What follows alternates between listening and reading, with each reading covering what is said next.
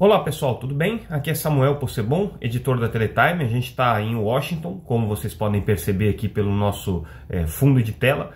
acompanhando o evento Satellite 2023, o principal evento do mercado de satélites que acontece essa semana aqui na capital dos Estados Unidos. A gente vai trazer algumas notícias importantes daquilo que está rolando no evento aqui, mas antes disso vamos comentar também sobre as principais notícias que foram destaque nessa segunda-feira, dia 13, no noticiário da Teletime, que vocês já sabem, está disponível no www.teletime.com.br gratuitamente, basta se inscrever para receber a nossa newsletter. Tudo que a gente comentar aqui está disponível lá para também ser acompanhado por vocês. Vamos falar um pouquinho sobre o caso Init Vivo, lembrando que existe um acordo entre a Init, que foi uma das vencedoras do leilão de 5G, mas na verdade ela ganhou licenças que vão ser utilizadas para o serviço de 4G, licença de 700 MHz, e ela tem um acordo com a Vivo para a utilização da infraestrutura da Init, para aluguel das radiofrequências que ela adquiriu no leilão, e isso aí está sob aprovação, sob escrutínio da Anatel.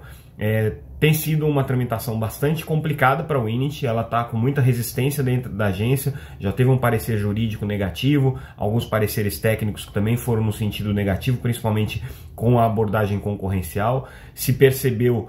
nessas análises preliminares que a Anatel fez que a Init, de alguma maneira,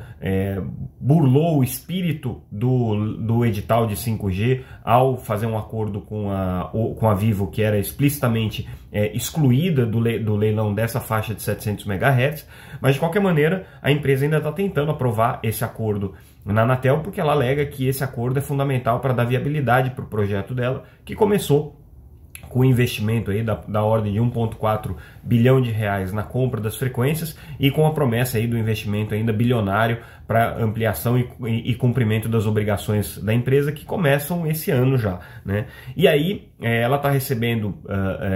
resistências de todos os lados para aprovação desse acordo, e a novidade agora nessa semana foi a entrada da BrisaNet, que é a maior operadora regional do Brasil, uma das maiores operadoras regionais do Brasil, e que também venceu lotes regionais do edital de 5G,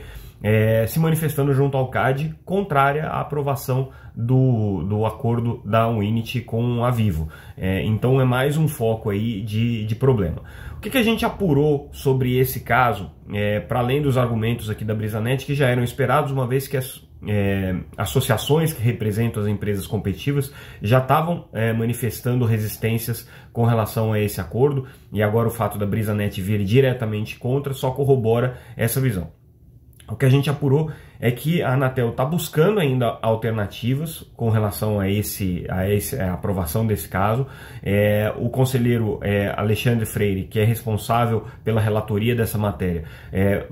pediu diligências para as áreas técnicas da agência para que elas se manifestassem novamente diante de novos fatos trazidos pela Init, de pareceres, de posicionamentos técnicos que ela trouxe para rebater a visão dos técnicos da Anatel até aqui, e o jogo não está encerrado ainda dentro da agência. Existe realmente muita resistência para aprovação desse acordo, mas existem algumas articulações no sentido de buscar algumas alternativas. Porque qual que é a dificuldade? Caso você não aprove esse acordo da Vivo com a Init, a Init vai ter que simplesmente oferecer os serviços para os provedores regionais. O problema para ela oferecer os serviços para os provedores regionais é que provavelmente ela não vai conseguir pagar a conta dos investimentos que ela tem que fazer e do 1,4 bilhão de reais que ela gastou na compra do espectro. Lembrando que ela gastou isso porque ela quis, né? O segundo colocado tinha um lance de 300 milhões de reais colocado ali naquela licitação, então, portanto, foi uma decisão dela fazer um lance mais agressivo, já certamente contando que teria um grande cliente na sua rede, né? E aí se especulava até na época do leilão de que esse cliente talvez fosse a TIM e não a Vivo, mas a surpresa foi quando o primeiro cliente oficializado acabou sendo a Vivo mesmo. Além disso, tem mais um complicador que a gente apurou, e isso não está publicado na Teletime ainda, a gente vai fazer essa matéria hoje, mas o complicador que surgiu na história é que o Tribunal de Contas da União também pediu para olhar esse caso. Então, há cerca de 2 semanas, o TCU oficiou a Anatel pedindo que a Anatel envie informações sobre como que está sendo tratado essa questão da Winit, porque no entendimento do TCU, pelo menos nessa manifestação que foi feita para a Anatel, existiu sim um desvirtuamento do edital de 5G, que foi aprovado pelo TCU na aprovação, na celebração desse acordo. Então isso tumultua um pouco, porque agora a Anatel não só precisa fazer o trabalho interno, mas também o trabalho externo, né, de tentar apresentar isso daí. Se eu tivesse que cravar hoje, a maior chance é de que esse acordo não seria aprovado pela Anatel, e aí a Winit vai ter que encontrar uma forma de viabilizar o seu negócio.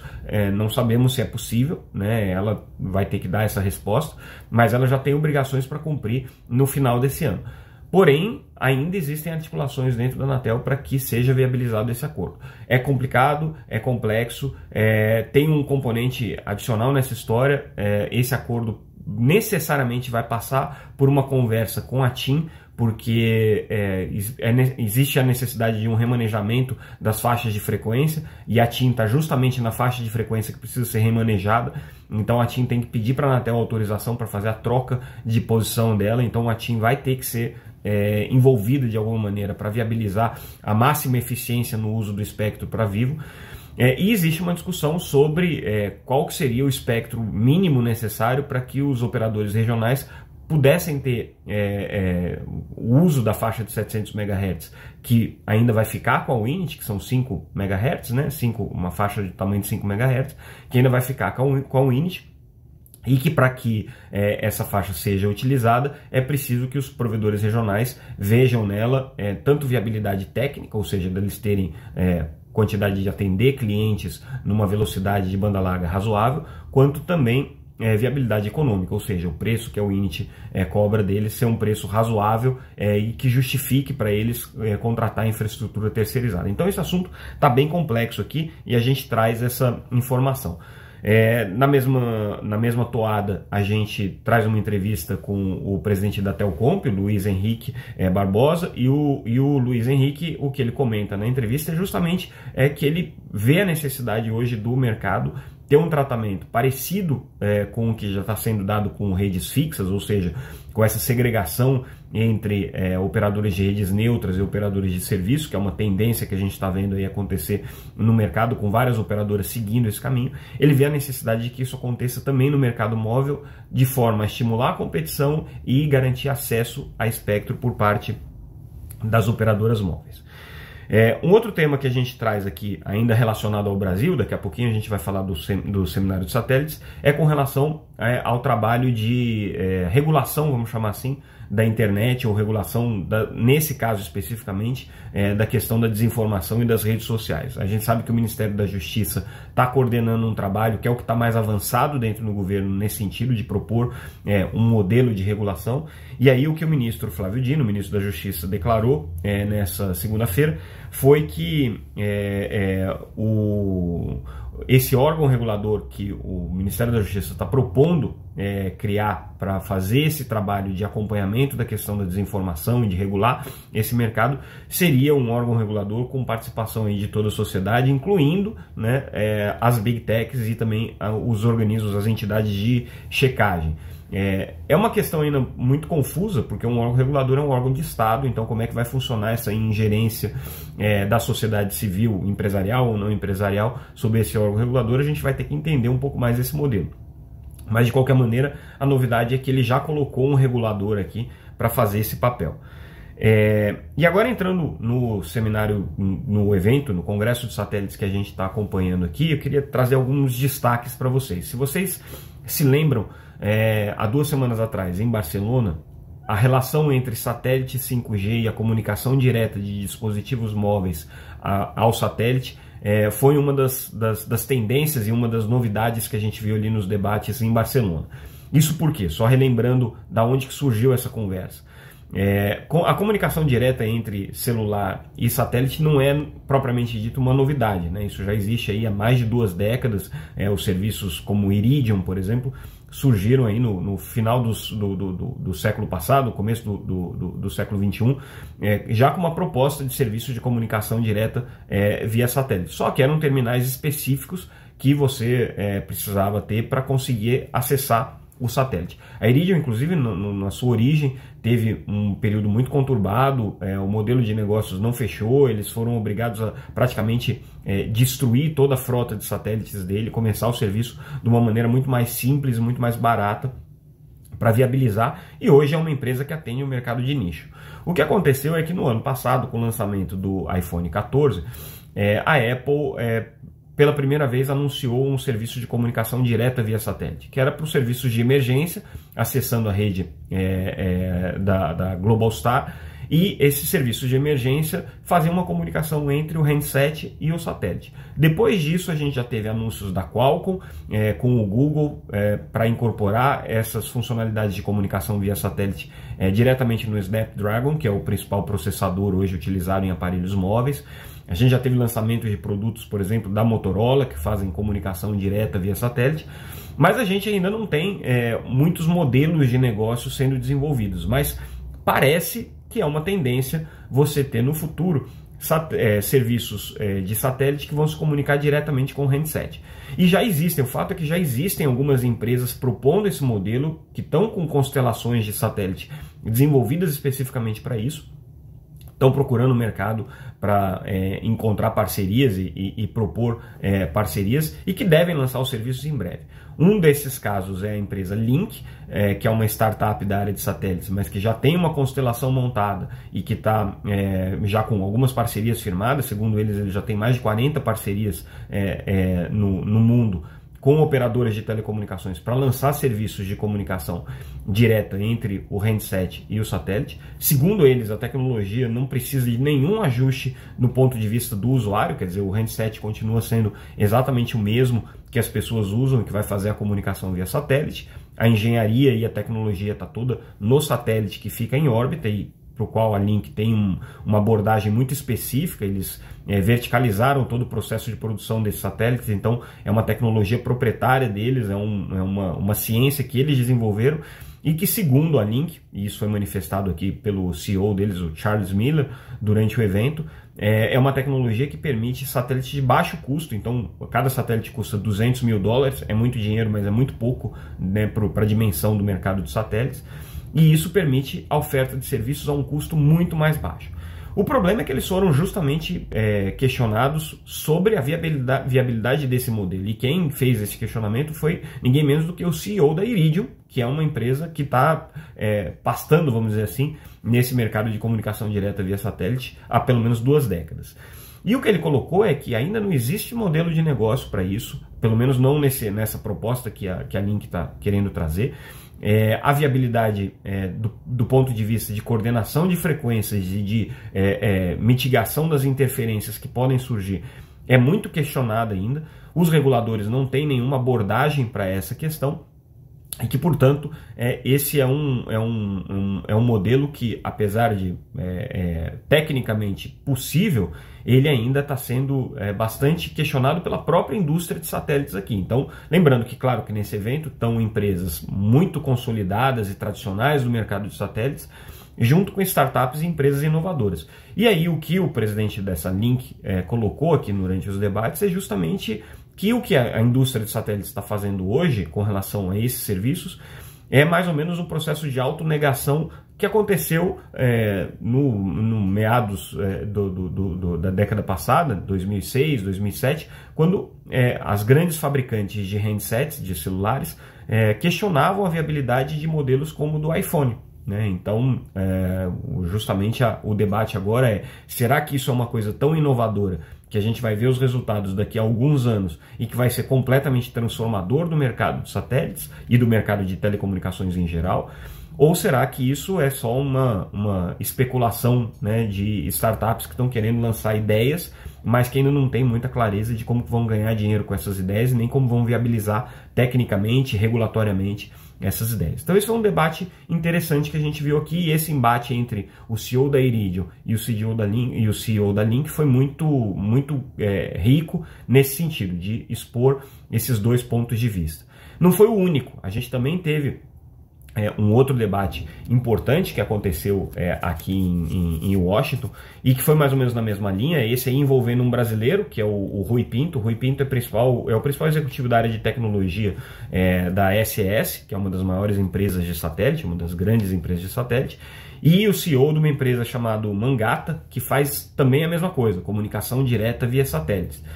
O Brian Holtz, que é o presidente da Mangata. E o que o Rui Pinto trouxe na discussão é que ele não vê ainda, né, e dentro da perspectiva dele, a viabilidade desses modelos de satélites de órbita baixa funcionarem na oferta de serviços exclusivamente dedicados ao consumidor final. Já o Brian Holtz da Mangata, não, ele vai no sentido contrário, ele vê esses modelos surgindo, ele vê a possibilidade de desenvolvimento dessas tecnologias, e aí a discussão toda que está colocada aqui, está colocada no evento, é como você concilia os modelos já conhecidos e sustentáveis de satélite, mas que estabelecem serviços a um determinado preço, prestados principalmente para o mercado corporativo ou até para o mercado residencial, mas com um determinado patamar, com modelos que se propõem a serem modelos complementares aos serviços de telecomunicações que a gente tem hoje, seja de celular, na oferta de serviços de celular, seja na oferta de serviços de banda larga, com velocidades equivalentes ao que se tem com fibra, ao que se tem com outras tecnologias de acesso à banda larga. Mas a notícia mais interessante aqui do evento, na verdade é uma informação exclusiva que a gente está trazendo, é que a Anatel, justamente preocupada com esse mercado de comunicação direta via satélite, né, de comunicação de dispositivos diretamente ao satélite, vai fazer um teste, ou vai coordenar uma espécie de um sandbox, como a Anatel está chamando, né, em que os operadores desse tipo de serviço e a Anatel vão explorar as possibilidades e vão tentar entender quais são as implicações desse tipo de serviço no Brasil. Então, os técnicos da Anatel estão aqui em Washington, estão acompanhando o evento, estão procurando diretamente as empresas que prestam esse tipo de serviço e propondo para eles para que participem desse teste. E, ao que tudo indica, a receptividade tem sido muito boa, claro, porque essas empresas que vão oferecer serviços de comunicação direta via satélite querem justamente ganhar a confiança dos reguladores para prestar o serviço. E o que a Anatel quer com esse teste, que vai funcionar por um período controlado, com regras controladas durante esse período, justamente no modelo de sandbox, né, ou de parquinho regulatório, né, aquele modelo em que o regulador experimenta outras alternativas ali de possibilidades de exploração do mercado. Então o que a Anatel quer justamente é, durante esse período, entender as implicações, o que ela vai ter que ajustar na regulamentação, o que ela vai ter que ficar de olho com relação a questões como interferência, como licenciamento de espectro, né, e onde que vai ser possível ou não a viabilização desse tipo de serviço, considerando a realidade brasileira. Então essa é uma informação exclusiva aí que a gente traz com relação ao trabalho aqui, os debates aqui da Satellite 2023. E para a gente finalizar, uma notícia só importante: a FCC, que é o órgão regulador norte-americano, está temporariamente sem o poder, sem a autoridade para gerir e fazer o licenciamento de espectro nos Estados Unidos. É uma questão interna, a FCC precisa de tempos em tempos ter a validação do Congresso para ser o órgão responsável por vender espectro aqui. E por conta das disputas partidárias que se tem no Congresso norte-americano, essa autorização não foi dada. Então venceu a autorização da FCC, então por enquanto ela não pode fazer licenciamento de espectro até que essa situação se resolva no Congresso. Aparentemente é uma situação bastante temporária, mas de qualquer maneira é um fato aí que dá uma movimentada no mercado de telecomunicações de uma maneira geral, né, principalmente espectro, que é o que mais preocupa aí as pessoas quando estão lidando com reguladores. É o bem mais importante para operadoras móveis, para empresas de satélite, enfim, né, tudo isso que a gente está comentando aqui, da Winit às tendências de satélite, passa pelo debate de espectro. E com isso a gente encerra o nosso boletim de hoje. Começamos num horário atípico, justamente porque a gente está em Washington e tivemos algumas dificuldades técnicas aqui com a questão da internet, mas hoje a gente volta com mais um episódio no nosso podcast ao final do dia, trazendo mais notícias do que aconteceu em Washington, mais notícias do que aconteceu no Brasil. Então ficamos por aqui, pessoal. Mais uma vez agradeço a audiência e a atenção de todo mundo. Até mais.